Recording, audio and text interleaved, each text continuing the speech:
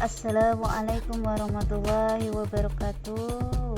Selamat datang kembali di pembelajaran online di tahun pelajaran 2021-2022 di mata pelajaran Ilmu Pengetahuan Alam kelas 9. Apa kabar semuanya di tahun ajaran yang baru ini? Mudah-mudahan kita semua selalu diberikan kesehatan, kecerdasan pikiran, dan juga semangat untuk belajar walaupun di tengah pandemi ini.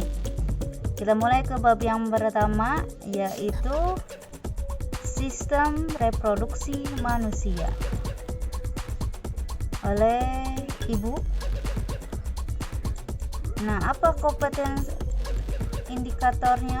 dasar dan indikator pembelajarannya? Kompetensi dasarnya ini adalah menghubungkan sistem reproduksi pada manusia dan gangguan pada sistem reproduksi dengan penerapan pola hidup yang menunjang kesehatan reproduksi. Kemudian 4.1-nya menyajikan hasil penelusuran informasi dari berbagai sumber terkait kesehatan dan upaya pencegahan gangguan pada organ reproduksi.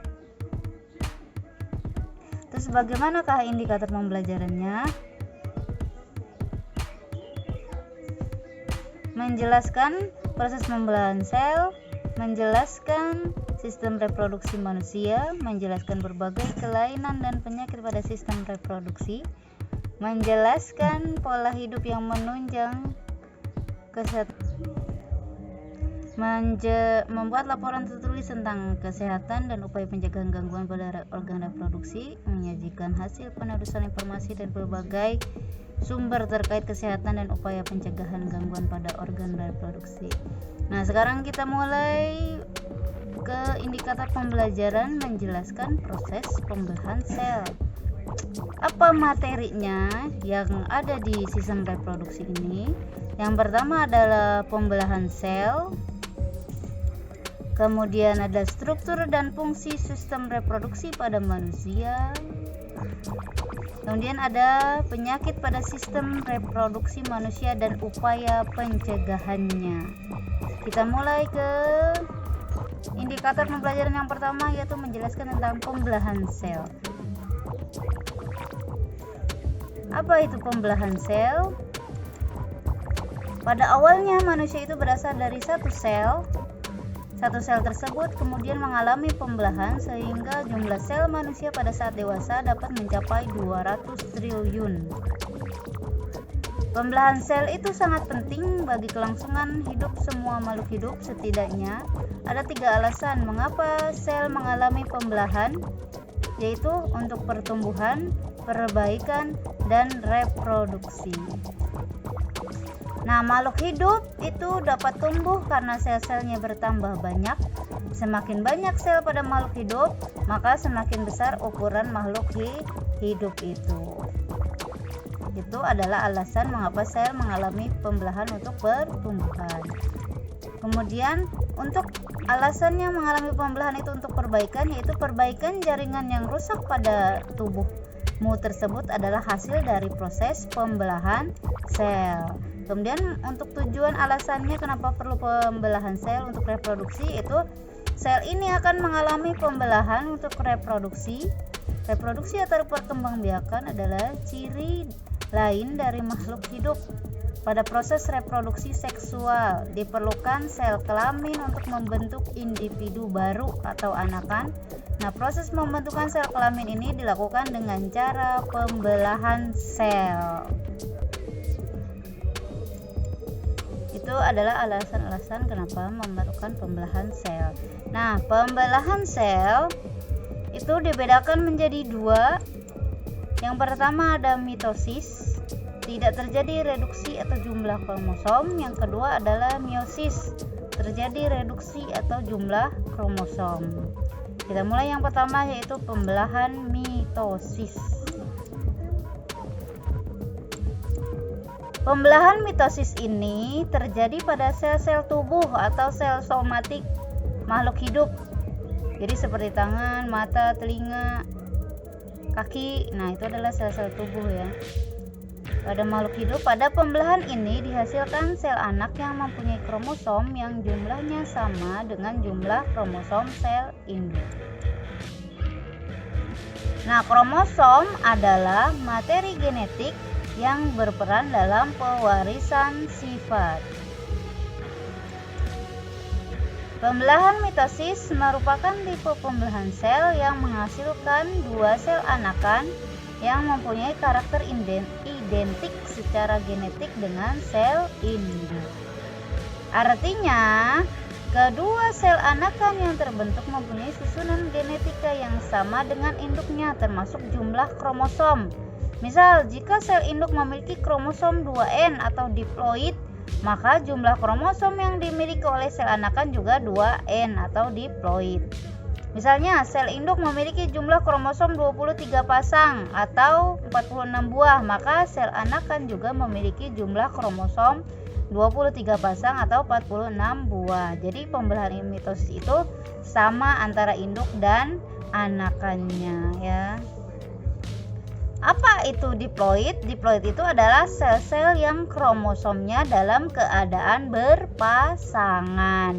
Apa itu kromosom? Itu adalah materi genetik yang berperan dalam pewarisan sifat. Itu nanti dijelaskan lagi secara lebih dalam itu di bab yang selanjutnya ya, di pewarisan sifat. Jadi misalnya pewarisan sifat itu misalnya kamu bentuk rambutnya hitam, keriting, lurus, coklat, atau misalnya hidung mancung ke atas, mancung ke bawah, atau misalnya kulitnya sawo matang, sawo busuk. Nah, itu adalah dari kromosom orang tua kalian atau kita masing-masing.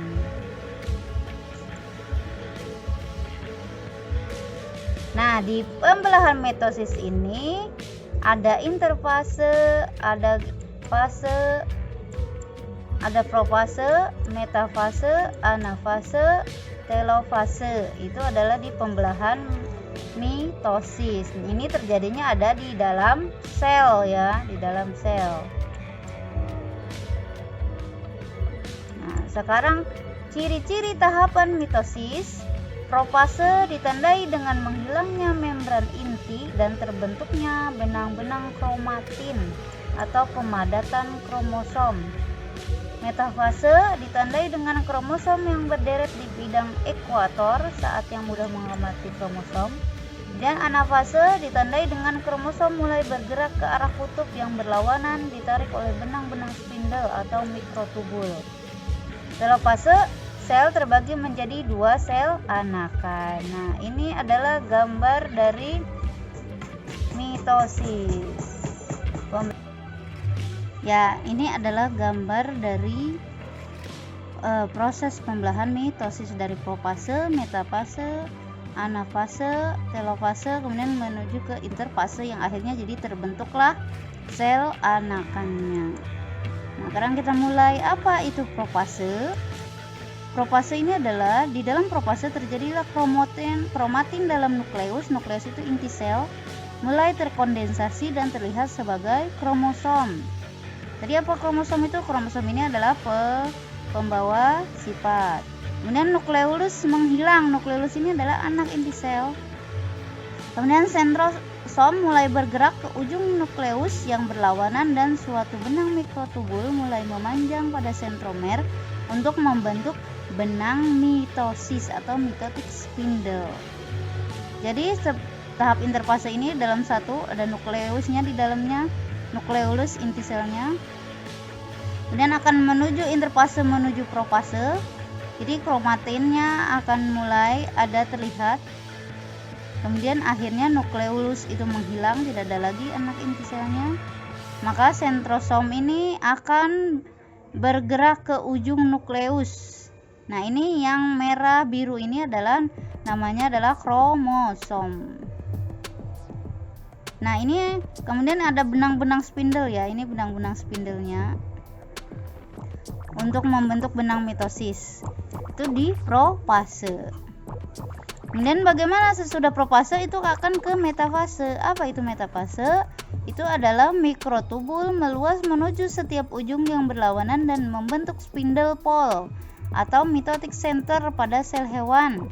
Setiap spindle pole mengandung sepasang sentriol.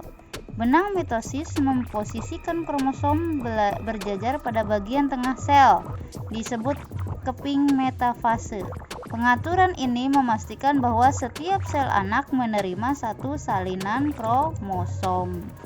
Jadi semuanya sudah berjejer, memposisikan di tengah. Jadi ini adalah fase metafase. Jadi ketika metafase ini semua kromosom ini akan berjejer ke tengah. Ini adalah benang-benang spindle yang seperti jaring-jaring laba, ini adalah benang-benang spindle. Jadi ketika fase metafase ini kromosomnya ini akan berjejer di tengah. Kemudian sudah metafase, maka kita ke fase anafase. Jadi kromosom akan bergerak menuju kutub yang berlawanan. Kemudian pada akhir anafase, kedua kutub sel memiliki kromosom yang jumlahnya sama. Nah, jadi tadi kan berjejer nih di metafase. Kemudian akhirnya setiap satu kromosom sepasangannya ini akan bergerak menuju kutub yang berlawanan. Jadi ada yang ke sini, ada yang ke sini. Ini adalah kutub yang berlawanan. Jadi jumlah kromosomnya itu sama pada akhir anafase ya. Nah, ketika sudah fase anafase ini kan tadi sudah benang kromosomnya sudah berlawanan. Nah, kemudian di telofase ini maka membran inti akan mulai terbentuk kembali di sekeliling kromosom. Nukleus muncul dan kromosom mulai menghilang. Saat telofase selesai dan membran sel baru atau dinding sel pada tanaman tingkat tinggi sedang terbentuk, maka pembentukan nukleus sudah hampir selesai. Nah, langkah akhir telofase melibatkan inisiasi pembelahan membran plasma pada setiap anak sel untuk membentuk dua sel yang terpisah. Pada fase pembelahan sel berikutnya yang dikenal sebagai sitokinesis. Jadi di telofase ini sudah terbentuklah nukleus yang hampir selesai. Jadi yang tadi ini langsung akan terjadi pemisahan kromosom di setiap kutubnya. Itu di telofase. Jadi ketika telofase ini akhirnya akan adanya sitokinesis. Jadi proses sitokinesis ini sudah dimulai sejak tahap anafase akhir dengan mulai terbentuknya cincin kontraktil di bawah membran plasma yang paralel terhadap keping metafase. Selanjutnya, cincin ini perlahan-lahan akan mengecil dan menyebabkan pelipatan membran plasma ke arah dalam hingga sel terbagi dua. Pada sel tumbuhan, terjadi sintesis keping sel di antara dua anak sel untuk membentuk dinding sel. Jadi di mitos ini ada namanya sitokinesis, itu adalah pembelahan sitoplasma. Karyokinesis itu adalah pembelahan inti sel. Jadi di mitos ini ada yang namanya sitokinesis, pembelahan sitoplasma, dan karyokinesis ini adalah pembelahan inti sel. Nah, ini adalah gambar dari pembelahan mitosis. Nah, ketika sejajar ini berarti ini adalah tahap fase interfase, kemudian profase, kemudian prometafase, kemudian metafase. Jadi ketika metafase ini kromosomnya itu berjejer ya, tapi masih sepasang. Kemudian anafase sudah bergerak ke kutubnya masing-masing. Kemudian telofase awal, ketika telofase akhir ini sudah terpisah menjadi dua sel yang baru. Ini adalah pembelahan mitosis. Tadi kan ada pembelahan sel ini dibagi jadi dua, ada mitosis dan ada meiosis. Jadi kalau mitosis apa tadi? Mitosis ini tidak terjadi reduksi jumlah kromosom. Jadi kalau induknya 46 berarti anaknya 46. Kalau induknya 23 berarti anaknya 23 kromosom. Ya, seperti itu kalau mitosis. Sekarang kita ke pembelahan yang kedua, yaitu pembelahan meiosis. Terjadi reduksi jumlah kromosom. Jadi pembelahan secara meiosis ini hanya terjadi pada sel-sel kelamin. Yang tadi mitosis ini adalah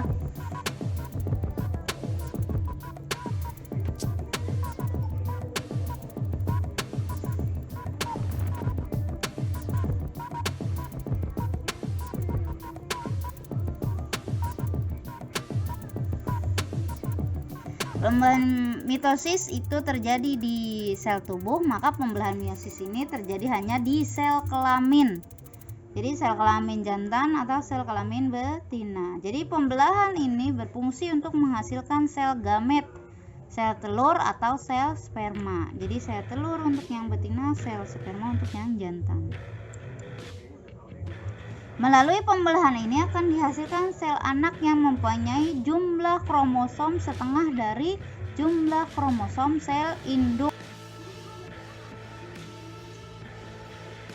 Nah, pembelahan sel yang menghasilkan pas sel anakan, yang masing-masing sel anakan hanya memiliki separuh dari jumlah kromosom sel induk. Artinya jumlah kromosom yang dimiliki oleh sel anakan adalah N atau disebut dengan haploid. Kalau 2N tadi namanya disebut diploid. Jadi meiosis ini nama lainnya bisa juga disebut sebagai pembelahan reduksi atau pengurangan. Nah, berbeda dengan mitosis, pembelahan meiosis ini berlangsung dalam dua tingkat, yaitu meiosis 1 dan meiosis 2. Meskipun demikian, fase-fase pembelahan meiosis ini mirip dengan fase pembelahan mitosis.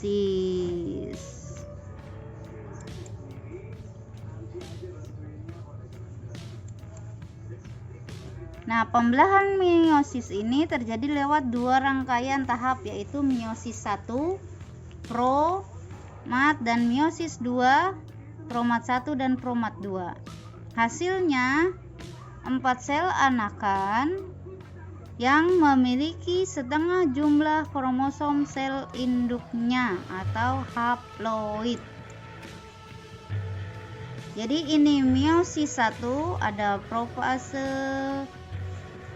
ini interfase, profase, metafase, anafase, telofase. Ini meiosis 1. Kemudian ada meiosis 2. Jadi sudah terbentuk 2, terjadi lagi meiosis lagi. Jadi supaya mendapatkan hasilnya adalah anakannya 4. Jadi tidak berhenti di 1. Jadi ada menghasilkan anakannya adalah 4. Kalau mitosis cuma menghasilkan 2, sedangkan kalau meiosis ini menghasilkan 4.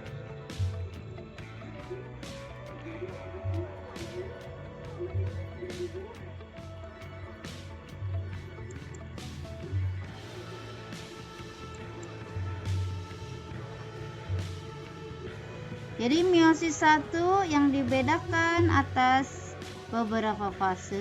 Profase 1 dibagi menjadi 5 tahap. Ada leptoten, zigoten, pakiten, diploten, dan diakinesis. Leptoten atau leptonema ini benang-benang kromatin akan menjadi kromosom. Kemudian zigoten atau zigonema, kromosom yang sama bentuknya atau kromosom homolog berdekatan atau bergandengan. Kemudian pakiten itu atau pakinema, setiap bagian kromosom homolog mengganda tetapi masih dalam satu ikatan. Kemudian diploten atau diplonema, kromatid dari masing-masing belahan kromosom akan memendek dan membesar. Kemudian di diakinesis atau sentromen ini membentuk 2 sentriol yang masing-masing membentuk benang gelendong pembelahan. Jadi di tahap metafase ini, di tahap profase ini ada 5 tahap. Jadi ada leptoten atau leptonema, zigoten atau zigonema, fakiten atau pakinema, diploten atau diplonema, kemudian dan diakinesis itu di profase 1. Baru ketika sudah sampai diakinesis, maka dia akan berubah ke fase yang selanjutnya, yaitu metafase 1. Jadi pada masa metafase 1 ini bivalen menempatkan diri di bidang tengah dari sel secara acak atau random. Jadi ini di tengah bidang ekuator. Kemudian ketika sudah selesai metafase 1, maka ke anafase 1. Ini kini kromosom homolog. Homolog itu yang sama. Masing-masing terdiri dari 2 kromatid saling memisahkan diri dan ditarik oleh benang-benang gelendong ke kutub sel yang berlawanan. Berarti jumlah kromosom telah diparuh tapi masih dari keadaan diploid menjadi haploid atau N. Nah, ketika sudah anafase 1, maka ke telofase 1. Jadi sekarang berlanjut sitokinesis sehingga sel induk yang mula-mula diploid telah menjadi 2 sel anakan masing-masing yang sudah haploid.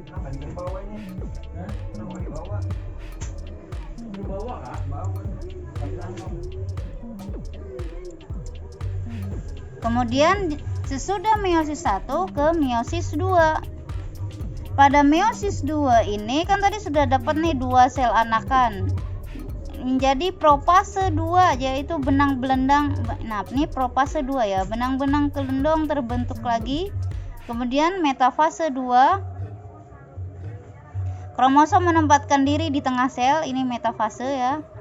Kemudian sesudah metafase ada anafase, tiap kromosom membelah, kromatid memisahkan diri dan ditarik ke kutub ke arah yang berlawanan dan merupakan kromosom. Ini ditarik ke kutub yang berlawanan. Ini fase anafase 2. Kemudian telofase 2 bergabunglah sitokinesis ini, jadi menghasilkanlah dengan pembentukan membran inti. Jadi akhirnya mendapatkan 4 anakan ya. Itu berakhirlah di pembelahan meiosis dengan menghasilkan 4 sel anakan.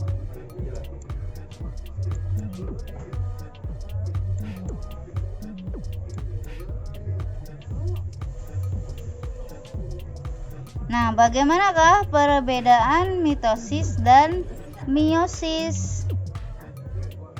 Pembedanya, misalnya mitosis tempat terjadinya. Kalau mitosis ini di sel somatis atau sel tubuh, kemudian kalau meiosis ini di sel gamet atau sel reproduksi.